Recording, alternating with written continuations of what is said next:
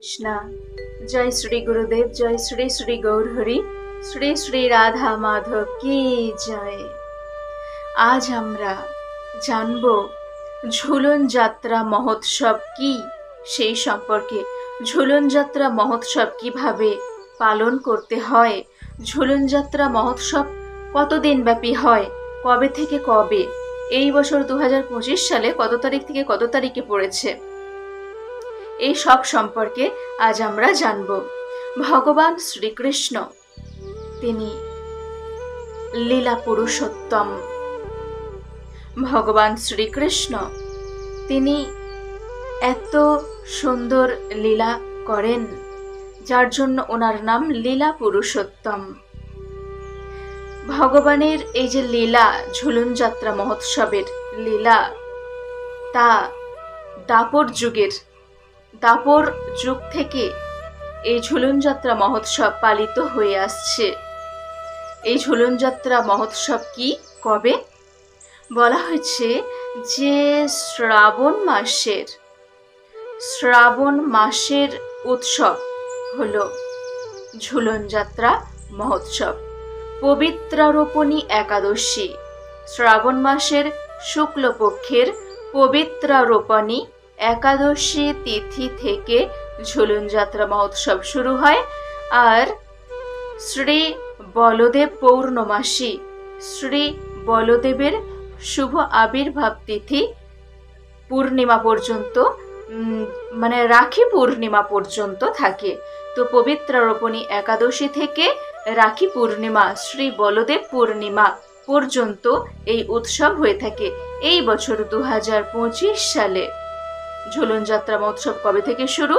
পবিত্রারোপণী একাদশী 5ই August 19শে শ্রাবণ মঙ্গলবার থেকে শুরু হচ্ছে পবিত্রারোপণী একাদশী।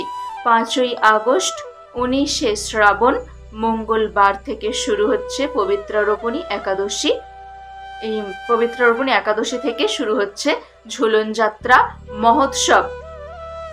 আর 9 আগস্ট 23শে শ্রাবণ শনিবার পর্যন্ত, মানে 5ই আগস্ট 19শে শ্রাবণ মঙ্গলবার পবিত্রারোপণী একাদশী থেকে শুরু হচ্ছে ঝুলন যাত্রা মহোৎসব, থাকবে 9 আগস্ট পর্যন্ত, মানে 23শে শ্রাবণ শনিবার পর্যন্ত।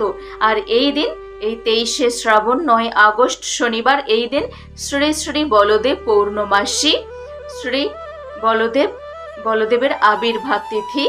তিনি ভগবানের দাউ ভাইয়া বলরাম, তো ওনার আবির্ভাব তিথি। ওই পূর্ণিমাকে রাখি পূর্ণিমাও বলা হয়ে থাকে। ওই দিন রাখি সবাই একে অপরকে পরিয়ে থাকে। বোনেরা বা দিদিরা ভাইদেরকে বা দাদাদেরকে রাখি পরিয়ে থাকে। শুধু যে ভাই বোনেদের মধ্যে রাখি বাঁধা হয় তা নয়, যে যার প্রিয়জনকে রাখি বেঁধে থাকে, তার মঙ্গল কামনায়, কল্যাণ কামনায় রাখি বেঁধে থাকে। তো এবার আমরা ঝুলন যাত্রা মহোৎসব সম্পর্কে আগে জেনে নিই, তারপর রাখি সম্পর্কে পরে জানব। ঝুলন যাত্রা মহোৎসব হচ্ছে শ্রাবণ মাসের উৎসব। ভগবানের লীলা অনন্ত, ভগবানের লীলা অনন্ত। তো এই যে লীলা, এটা হচ্ছে মধুর লীলা, মধুর লীলাকে কেন্দ্র করে উৎসব। দাপর যুগে ভগবান যখন লীলা করছিলেন, সেই সময়ে একটা প্রচলিত রীতি ছিল যে বিবাহিত রমণীদেরকে আনতে যাওয়া হয়, তার শ্বশুরালয়ে আনতে যাওয়া হয়। কি আনতে যায়? সেই রমণীর দাদা বা ভাইরা, দাদা বা ভাই দিদিকে বা বোনকে আনতে যায়। এই সময় বর্ষাকাল, শ্রাবণ মাস মানেই বর্ষাকাল। আর এই বর্ষাকালে কি হয় বলুন তো? প্রকৃতি সেজে ওঠে, পুষ্পে পুষ্পে সেজে ওঠে। আর গাছপালা কি হয়ে যায়? সতেজ, তরতাজা হয়ে যায়। বর্ষাকালে যে পুষ্প ফোটে, প্রস্ফুটিত হয়, সেটা কেমন? খুব সুন্দর, খুব সুন্দর সুন্দর পুষ্প প্রস্ফুটিত হয়। নবপুষ্প, নবপল্লব তরতাজায় একদম প্রকৃতি সবুজে সবুজে সেজে ওঠে। গ্রীষ্মের প্রখর দাবদাহে গাছপালা সব নিচু হয়ে যায়, মাথা নিচু করে নেয়, কিন্তু যখনই জল পায় বর্ষাকালের তখনই তারা যেন মাথা উঁচু করে ডালপালা পল্লব সব প্রসারিত করতে থাকে, বিকশিত হয়ে ওঠে। সেই জন্য প্রকৃতিও সেজে ওঠে। কিসের জন্য? ভগবানকে আনন্দ প্রদান করার জন্য। যে সময় ভগবান আবির্ভূত হয়েছিলেন সেই সময় প্রকৃতি এত সুন্দরভাবে সেজে উঠেছিল যে বলার মতো নয়। এটা কেন জানেন? কোনো অতিথি যখন বাড়িতে আসে, একটু ভালো করে খেয়াল করে দেখুন, কোনো অতিথি যখন আমাদের কাছে আসেন তখন আমরা কি করি? সেই অতিথিকে আনন্দ দেওয়ার জন্য, আনন্দ প্রদান করার জন্য চারিদিক আমরা সাজিয়ে ফেলি। আমরা যে স্থানে থাকি সেই স্থানটা চারিদিকটা খুব সুন্দরভাবে আমরা সাজিয়ে ফেলি, আর আমরা নিজেরাও পরিষ্কার পরিচ্ছন্ন হয়ে থাকি। তো ভগবান আসবেন, ভগবানও তো ঝড় বৃষ্টি নিয়ে তিনি এসেছেন। তো ভগবান আসার আগেই প্রকৃতি একদম জলে নিজেকে ধৌত করে, ধরিত্রী দেবী একেবারে নিজেকে ধৌত করে একেবারে পরিষ্কার হয়ে গেছেন যেন। আর চারিদিকে সবুজ গাছপালায় ভরে গেছে, চারিদিকে নতুন নতুন সুন্দর সুন্দর রং বেরঙের পুষ্পে প্রকৃতি সেজে উঠেছে। কেন?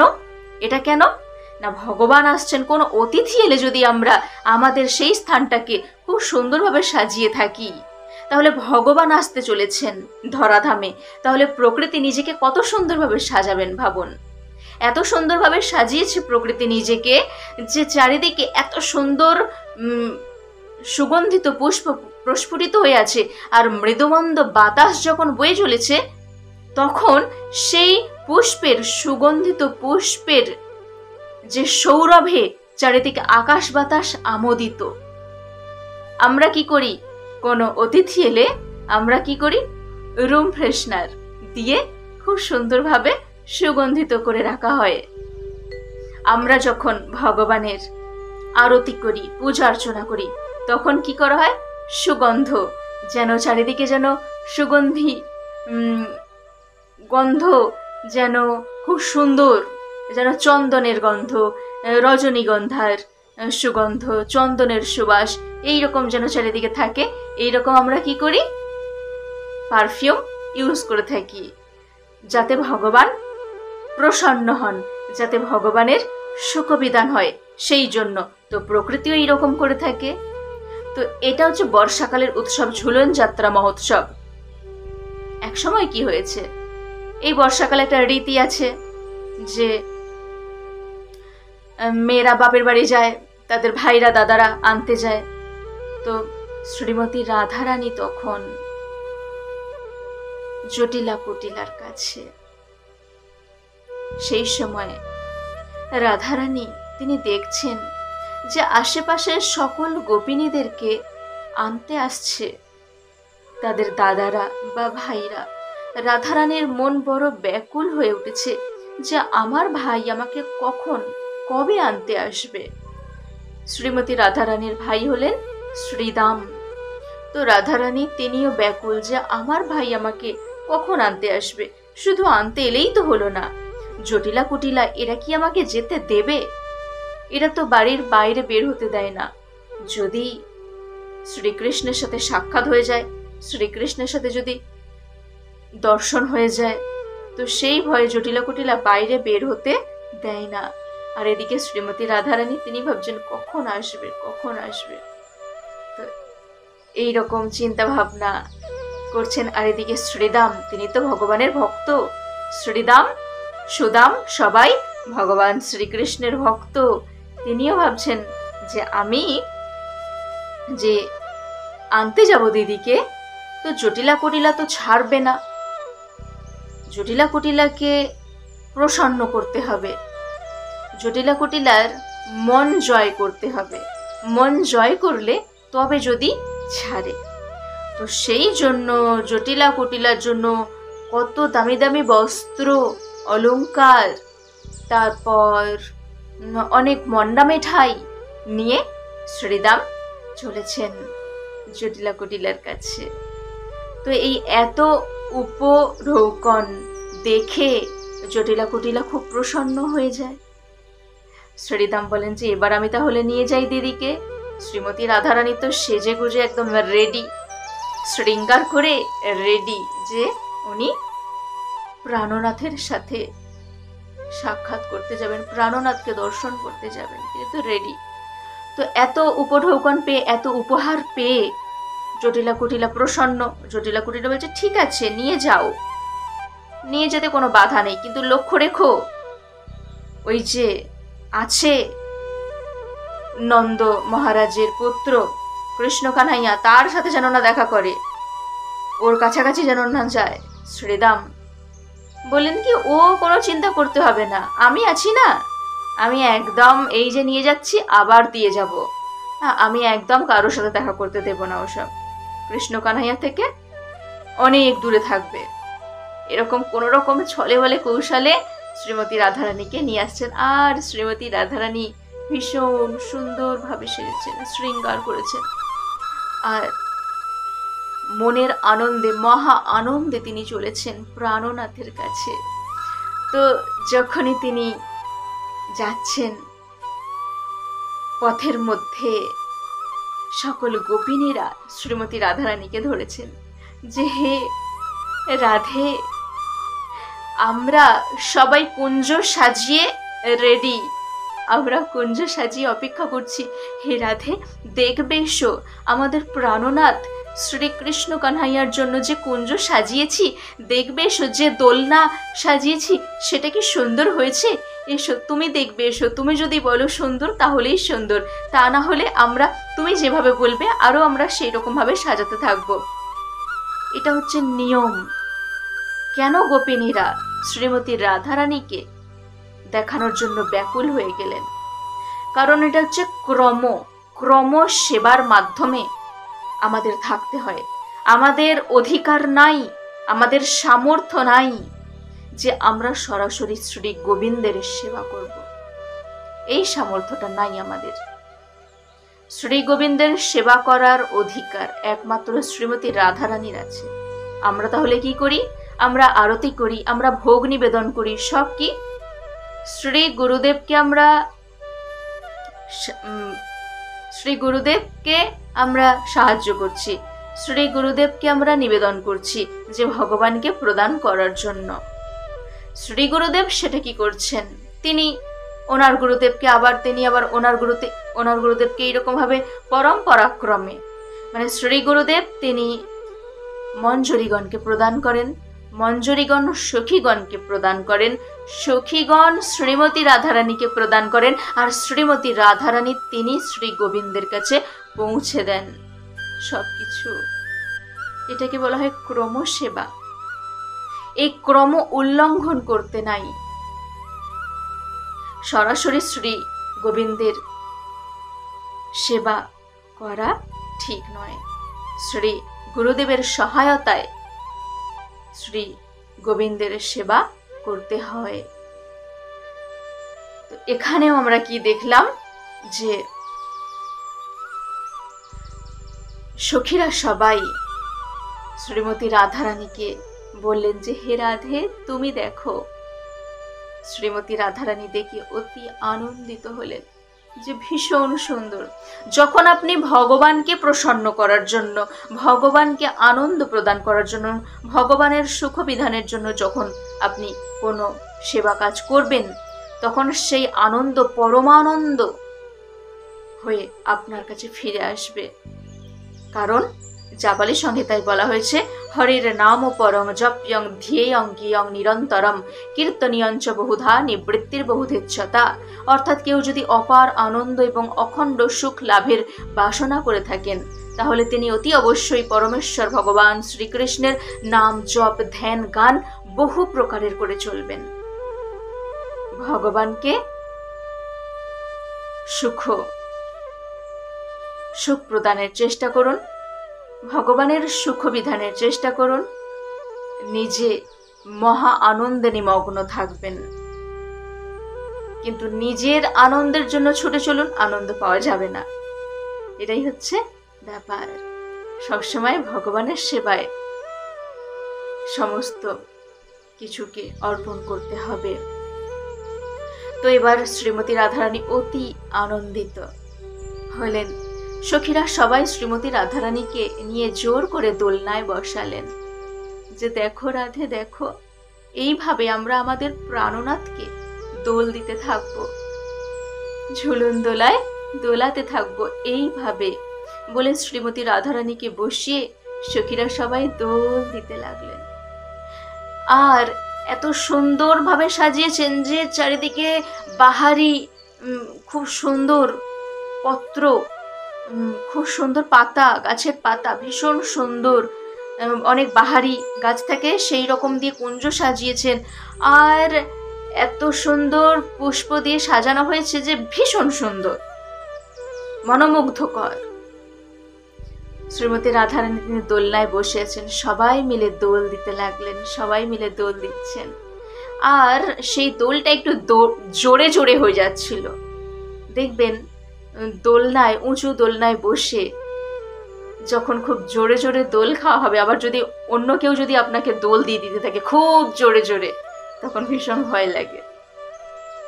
তো শ্রীমতী রাধারানীও দোল খাচ্ছেন, তো খুব ভয় করছে, কারণ সখীরা একটু জোরে জোরে দিচ্ছিলেন।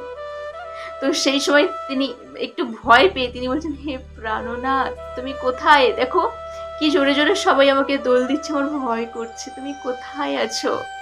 তো তখন শ্রীমতী রাধারানী চোখ বুজেছিলেন, কেউ যেন বলে উঠলেন যে আমি তো তোমার পাশেই আছি, দেখো চোখ খুলে দেখো।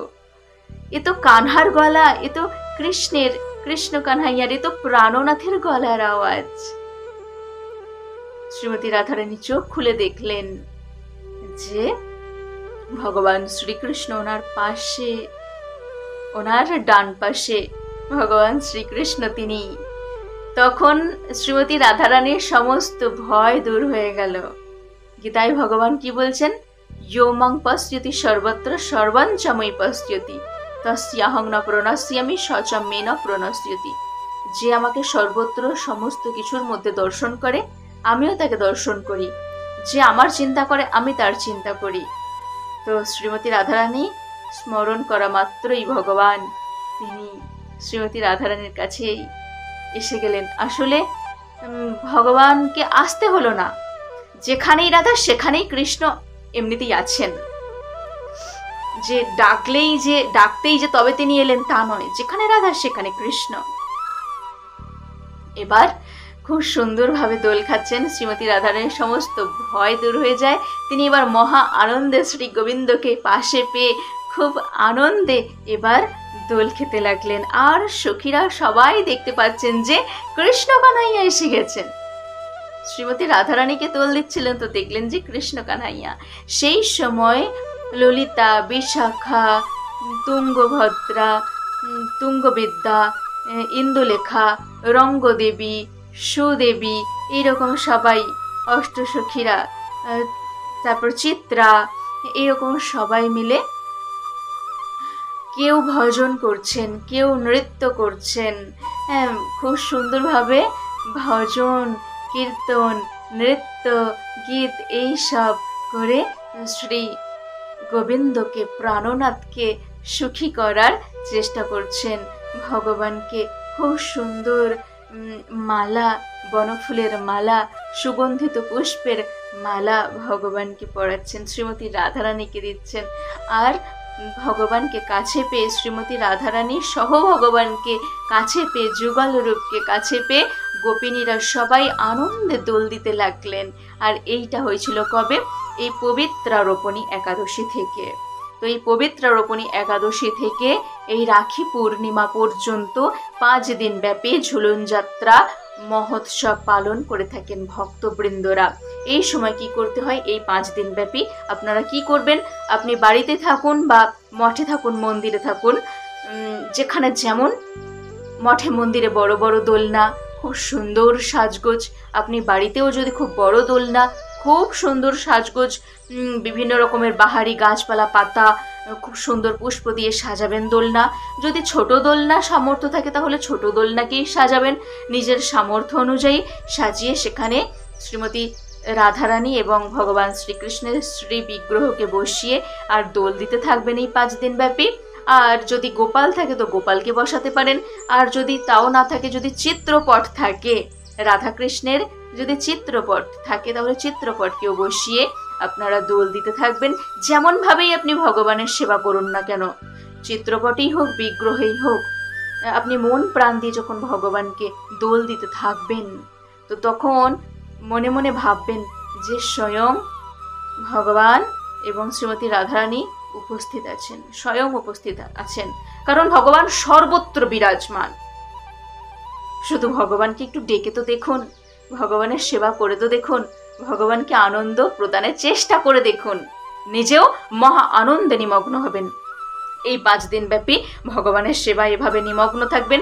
ভজন, কীর্তন, নৃত্য, গীত পরিবেশন করবেন, ভগবানের গুণমহিমা কীর্তন করবেন, ভাগবত কথা, ভগবানের লীলা কাহিনী আপনারা শ্রবণ করবেন, পাঠ করবেন। সকল ভক্তবৃন্দদের নিয়ে এইভাবে আনন্দ করবেন। আর অনেক কিছু ভগবানের যা যা পছন্দের সেগুলো ভগবানকে ভোগ নিবেদন করবেন সাধ্যমতো। এইভাবে ঝুলন যাত্রা মহোৎসব 5 দিন ব্যাপী পালন করবেন। সবাই বলুন হরে কৃষ্ণ কৃষ্ণ কৃষ্ণ কৃষ্ণ হরে হরে, হরে রাম রাম রাম হরে হরে।